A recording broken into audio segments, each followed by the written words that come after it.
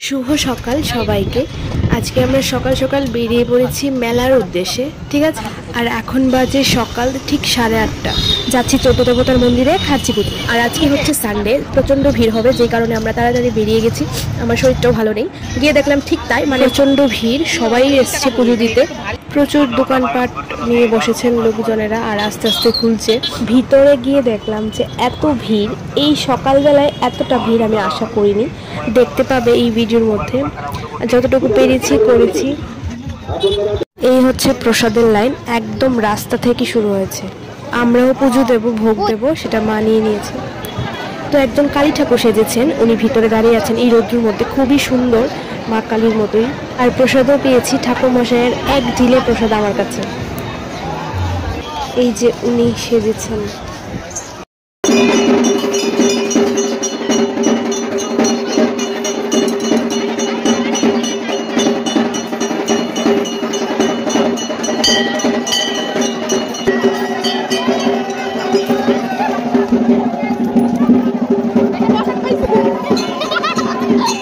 এটা আমার প্রসাদ।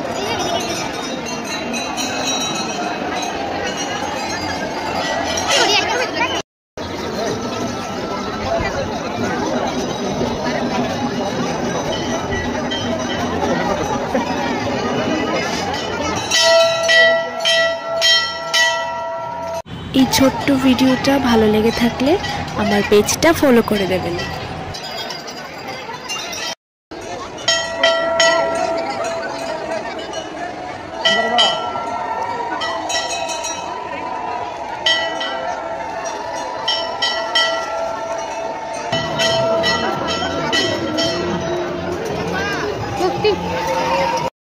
তো আমাদের পুজো টুজো দেওয়া শেষ, এখন আমরা আস্তে আস্তে বেরোচ্ছি।